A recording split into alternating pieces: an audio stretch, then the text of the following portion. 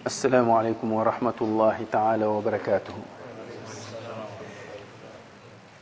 الحمد لله رب العالمين والعاقبة للمتقين ولا عدوان إلا على الظالمين وأشهد أن لا إله إلا الله وحده لا شريك له وأشهد أن سيدنا ونبينا محمدا عبد الله ورسوله.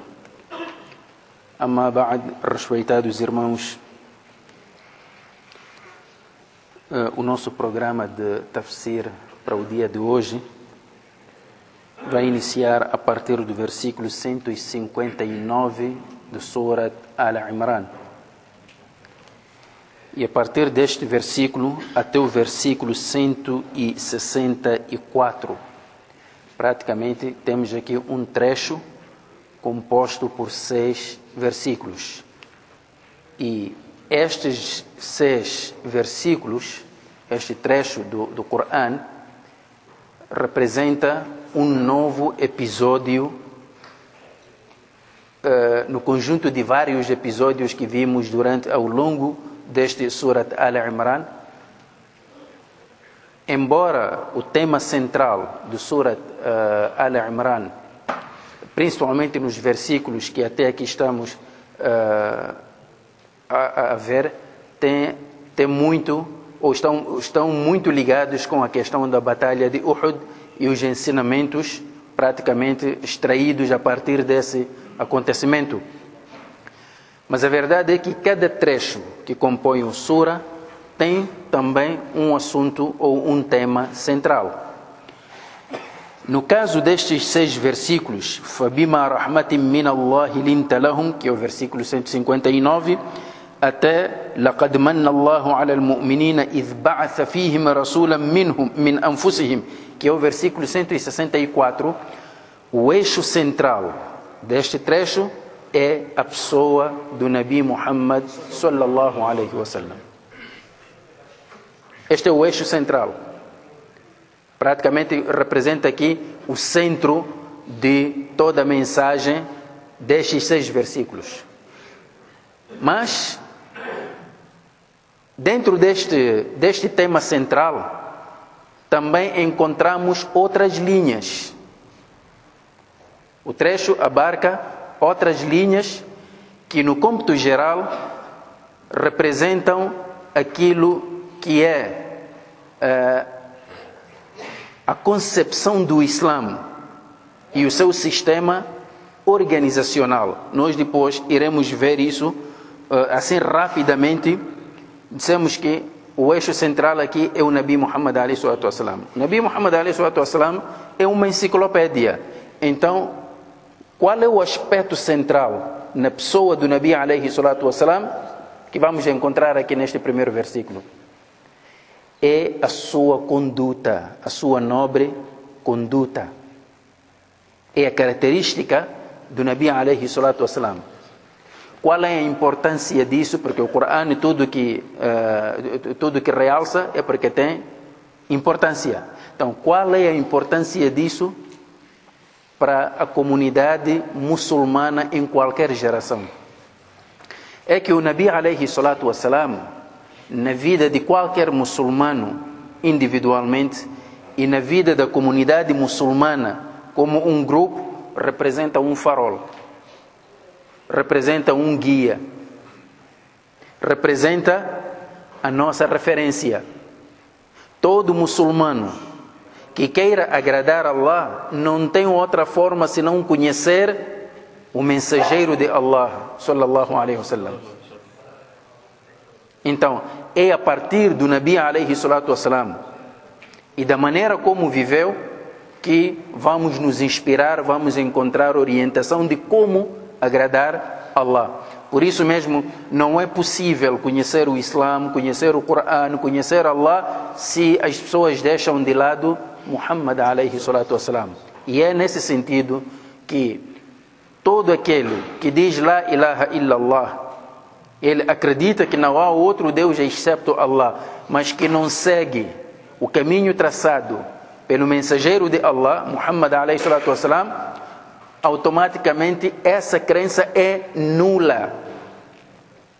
É nula. Não importa se a pessoa cantava louvores a Allah, se fazia boas obras, se fazia isto, mais aquilo, mas desde o momento que retira Muhammad alayhi salatu wassalam da esfera da sua vida, então essa crença não tem validade nenhuma perante Allah. É por esta razão que Allah subhanahu wa ta'ala, nesta parte, nestes 6 versículos, fala-nos exatamente da conduta do Nabi alayhi salatu wassalam. Portanto, temos aqui a sua conduta nobre. E depois, temos aqui a característica nata do Nabi alayhi salatu wassalam. A característica nata, benevolente, gentil, que tinha esta capacidade de atrair os corações e as almas. O Nabi tinha essa característica aglutinadora. Ele juntava as pessoas. Com uma simples palavra, conseguia expurgar das almas todo o efeito negativo provocado pelo Shaitan. Então, é isso que nós devemos também explorar. Depois, o segundo aspecto, falávamos das linhas secundárias desta sura. Allah subhanahu wa ta'ala também faz aqui uma abordagem. O sistema que deve reger a comunidade muçulmana. Qual é? Nos seus assuntos, quando os muçulmanos querem tratar seus assuntos, não importa que tipo de assunto for, a verdade é que os muçulmanos têm uma base legal que lhes ajuda a resolver os seus assuntos. É a base da consulta, a shura. E vamos encontrar aqui a shura, que é a consulta. É aquilo que alguns às vezes dizem, olha, temos mashwara. Mashwara é shura, mashwara. Shura, que é consulta. Então, e a pessoa, antes de fazer qualquer coisa, quer dizer, os muçulmanos devem tratar os seus assuntos em consulta. E a consulta depois tem suas regras dentro do fiqh. Porque os árabes depois trazem o conceito de Ahlul Hill wal Aqd. Ahlul Hill wal Aqd quem são? São pessoas especialistas em qualquer matéria. Isto é, como é que nós vamos consultar? Devemos consultar dependendo do tema que estamos a debater. Aí então chamamos as pessoas abalizadas naquela matéria para efeitos de consulta. Quer dizer, isto é, se vamos debater assuntos sobre pesca, onde é que entra carpinteiro aí? O assunto é sobre pesca. E a matéria dele não é pesca, é carpintaria. Se queremos, por exemplo, iluminar mais o nosso masjid, o assunto é sobre questões ligadas à eletricidade, energias. Então você vai buscar alguém formado sobre questões de informática. O que é que ele vai fazer nesta área? Então, cada assunto é preciso irmos buscar as pessoas abalizadas.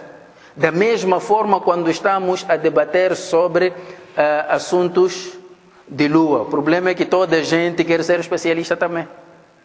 Cada um dá a sua opinião. Não.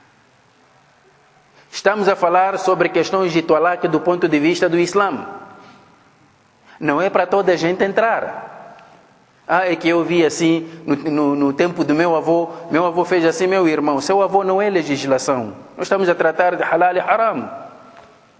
Então é preciso perceber estas questões. Portanto, aqui vamos encontrar o assunto sobre o conselho, sobre a shura, que é o sistema que deve reger os muçulmanos em qualquer assunto. Devem se reger sobre o sistema de shura. Agora, na questão de shura, se voltarmos para os livros de fiqh, o Islã não definiu o formato de shura, mas definiu balizas. Esta shura, esta consulta, não deve fugir destas duas balizas, o Coran e Sunnah. Shura, a consulta é feita, mas dentro destas duas balizas, Coran e Sunnah. Agora, quanto ao formato, o Islã deixou isso ao critério da própria comunidade, atendendo à evolução de cada comunidade. É por isso que hoje as pessoas podem não aceitar isso. E eu tenho certeza que nem toda a gente vai aceitar. A questão de Shura tem vários formatos. Um dos formatos de Shura é o parlamento. O parlamento é Shura, em que o povo elege seus representantes e estes vão discutir assuntos do interesse do povo. Naturalmente, num país islâmico, não fogem das duas balizas, o Corão e Sunna. Quer dizer, pelo menos qualquer parlamento deveria agir dessa forma. Não como agora, como transformamos segundo aquilo que as pessoas inventam sempre, né? Agora já chamam que é Instituto Superior do Barulho. Não é nesse sentido, mas o que deveria ser assim, um lugar de consulta. Então, o parlamento é Shura. Portanto, qualquer formato que nos leva a tratarmos os nossos assuntos em consulta, sem fugir do Corão e Sunna, faz parte do Islã, é Shura. E o Nabi já deu vários exemplos. Também nestes 6 versículos, mais outros assuntos que serão aqui tratados, a questão daquilo que chamamos de causas. Também iremos ver. As coisas acontecem por quê? Nós sempre pensamos que fulano morreu porque estava doente. Fulano aconteceu isto por causa daquilo. Não, o Corão está nos ensinar que essas causas, elas por si só não fazem nada. Tudo neste mundo acontece simplesmente pela vontade divina. Só. Pela vontade divina. Nós sabemos que o fogo queima. Mas este processo do fogo queimar é uma coisa que Allah permite, porque quando Allah não permite, o fogo já não queima, como aconteceu na história de Nabi Ibrahim. Não queima. Então, mais assuntos nós iremos ver, mas vamos ficar com estes 2 primeiros versículos. Allah subhanahu wa ta'ala diz: فَبِمَا رَحْمَةٍ مِّنَ اللَّهِ لِنْتَ لَهُمْ. Quer dizer, pela misericórdia de Allah, tu foste layyin, isto é, acessível. Foste social para com eles. E vejam, o Nabi aqui é ordenado a respeitar Shura, mesmo sabendo que na questão da batalha de Uhud, os resultados de Shura foram nefastos para a coesão dos próprios muçulmanos. Então aqui Allah começa assim: فَبِمَا رَحْمَةٍ مِّنَ اللَّهِ, pela misericórdia de Allah, linta lahum, foste acessível, foste amável, foste afável, foste simples para com eles. Aceitaste. Esta era a característica do Nabi alayhi salatu wassalam. O Nabi não era uma pessoa, digamos, rija nas suas posições. Não. O Nabi era uma pessoa que sabia compreender os outros. Mesmo quando estes outros não o compreendiam, ele sabia compreender. Esta era uma característica do Nabi que atraía os corações. Ele sabia ser assim. وَلَوْ كُنْتَ فَظًّا غَلِيظَ الْقَلْبِ, se tu fosses uma pessoa arrogante, há aquelas pessoas que não se consegue falar com elas. Eu fulano, cuidado, porque as pessoas já sabem que quando abre a boca, mesmo você falando de bons modos, ele sempre responde mal. Há pessoas assim, intolerantes. Então, se fosses tu arrogante, غَلِيظَ الْقَلْبِ, com o coração duro, لَنْفَضُّوا مِنْ حَوْلِكَ, eles teriam se dispersado de ti, teriam te abandonado. Mas não estão a ver isto que acontece hoje? Qualquer pessoa com estas características, o coração duro, arrogante, insensível, as pessoas simplesmente afastam-se dele. Mas há pessoas que se orgulham com estas características, por ser arrogante, insensível, incompreensível. Há pessoas assim. وَلَوْ كُنْتَ فَظًّا غَلِيظَ الْقَلْبِ لَنْفَضُّوا مِنْ حَوْلِكَ, eles teriam se afastado. Isto que Allah está a dizer acerca do Nabi alayhi salatu wasalam está a preparar o Nabi e os muçulmanos para outra coisa que ele quer ensinar. Então, significa que, com base neste versículo, o Nabi alayhi salatu wasalam não era arrogante, não era insensível, não tinha coração duro. Se o Nabi tinha esta característica, então todo muçulmano deve procurar atingir este nível. Deve procurar ser compreensível. Se alguém te diz que, olha, hoje não dá, tens que compreender.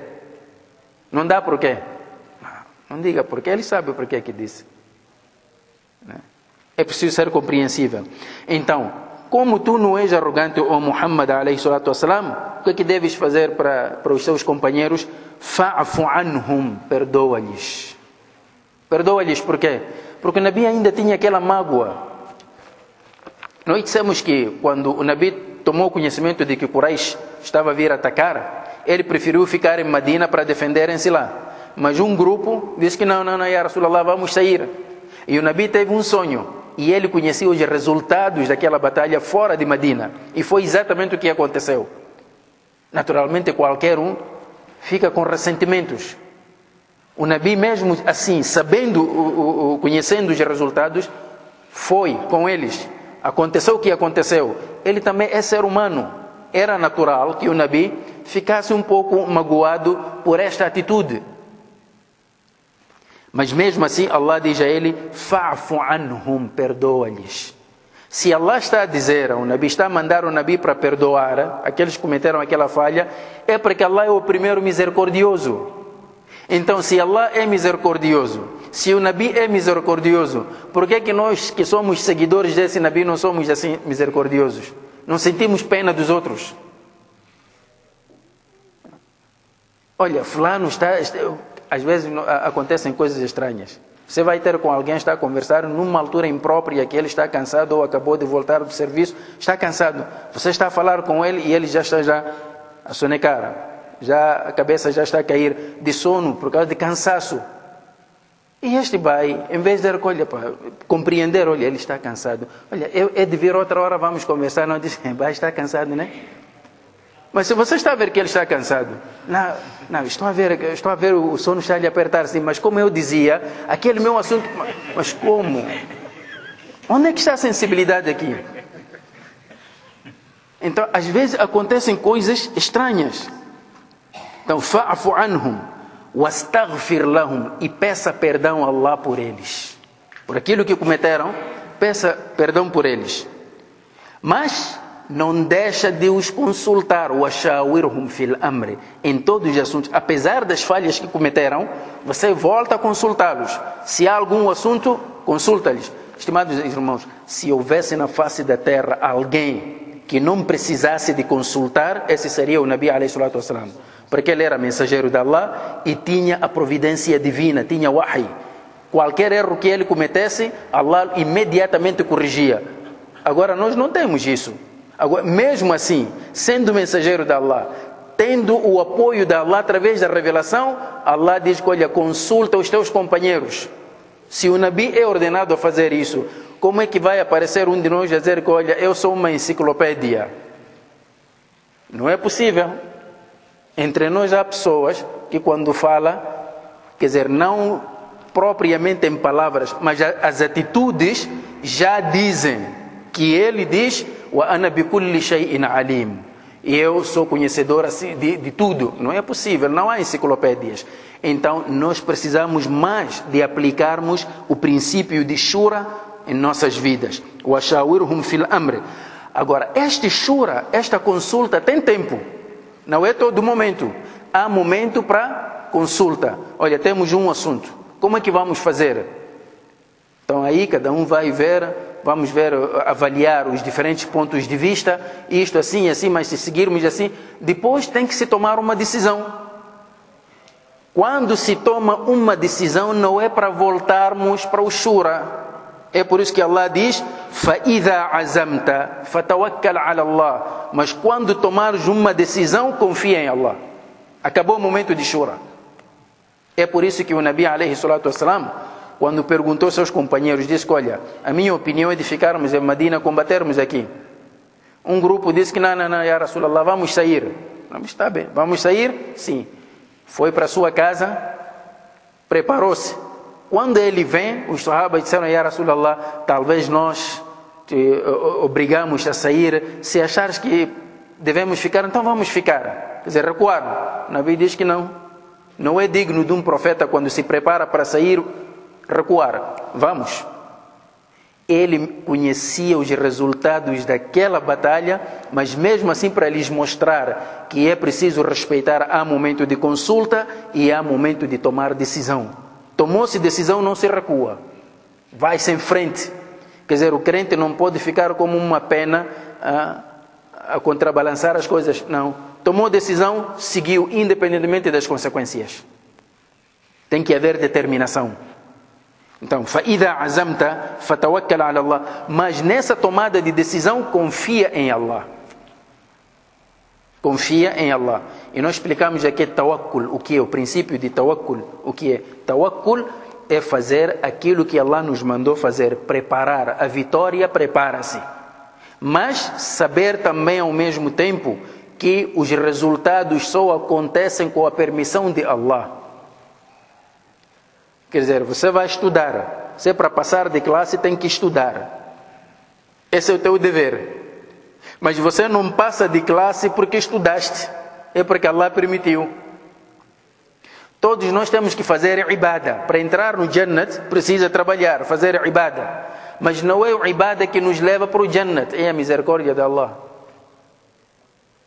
Quer dizer, este ponto tem que ficar claro na mente de qualquer muçulmano.